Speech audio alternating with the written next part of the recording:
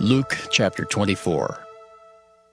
But on the first day of the week at early dawn, they came to the tomb, taking the spices that they had prepared.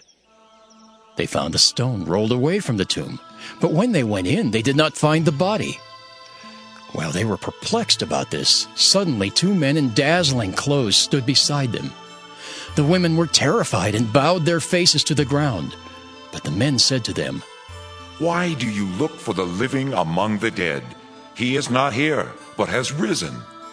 Remember how he told you while he was still in Galilee that the Son of Man must be handed over to sinners and be crucified, and on the third day rise again." Then they remembered his words, and returning from the tomb, they told all this to the 11 and to all the rest. Now it was Mary Magdalene, Joanna, Mary the mother of James, and the other women with them who told this to the apostles. But these words seemed to them an idle tale, and they did not believe them. But Peter got up and ran to the tomb. Stooping and looking in, he saw the linen cloths by themselves. Then he went home amazed at what had happened.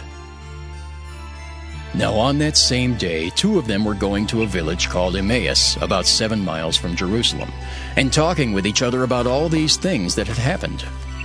While they were talking and discussing, Jesus himself came near and went with them, but their eyes were kept from recognizing him. And he said to them, "What are you discussing with each other while you walk along?" They stood still, looking sad. Then one of them, whose name was Cleopas, answered him, "Are you the only stranger in Jerusalem who does not know the things that have taken place there in these days?" He asked them. "What things?" They replied, "The things about Jesus of Nazareth, who was a prophet mighty in deed and word before God and all the people, and how our chief priests and leaders handed him over to be condemned to death and crucified him. But we had hoped that he was the one to redeem Israel. Yes, and besides all this, it is now the 3rd day since these things took place. Moreover, some women of our group astounded us. They were at the tomb early this morning, and when they did not find his body there, they came back and told us that they had indeed seen a vision of angels, who said that he was alive. Some of those who were with us went to the tomb and found it just as the women had said, but they did not see him." Then he said to them, "Oh, how foolish you are, and how slow of heart to believe all that the prophets have declared. Was it not necessary that the Messiah should suffer these things and then enter into his glory?" Then, beginning with Moses and all the prophets, he interpreted to them the things about himself in all the Scriptures. As they came near the village to which they were going, he walked ahead as if he were going on. But they urged him strongly, saying, "Stay with us, because it is almost evening, and the day is now nearly over." So he went in to stay with them. When he was at the table with them, he took bread, blessed and broke it, and gave it to them. Then their eyes were opened, and they recognized him, and he vanished from their sight. They said to each other, "Were not our hearts burning within us while he was talking to us on the road? While he was opening the Scriptures to us?" That same hour they got up and returned to Jerusalem, and they found the 11 and their companions gathered together. They were saying, "The Lord has risen indeed, and he has appeared to Simon."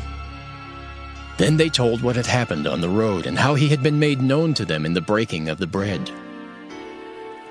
While they were talking about this, Jesus himself stood among them and said to them, "Peace be with you." They were startled and terrified and thought that they were seeing a ghost. He said to them, "Why are you frightened, and why do doubts arise in your hearts? Look at my hands and my feet. See that it is I myself. Touch me and see, for a ghost does not have flesh and bones as you see that I have." And when he had said this, he showed them his hands and his feet. While in their joy they were disbelieving and still wondering, he said to them, "Have you anything here to eat?" They gave him a piece of broiled fish, and he took it and ate in their presence. Then he said to them, "These are my words that I spoke to you while I was still with you, that everything written about me in the law of Moses, the prophets, and the Psalms must be fulfilled." Then he opened their minds to understand the Scriptures, and he said to them, "Thus it is written, that the Messiah is to suffer and to rise from the dead on the third day, and that repentance and forgiveness of sins is to be proclaimed in his name to all nations, beginning from Jerusalem. You are witnesses of these things. And see, I am sending upon you what my Father promised. So stay here in the city until you have been clothed with power from on high." Then he led them out as far as Bethany, and lifting up his hands, he blessed them. While he was blessing them, he withdrew from them and was carried up into heaven. And they worshipped him and returned to Jerusalem with great joy. And they were continually in the temple, blessing God.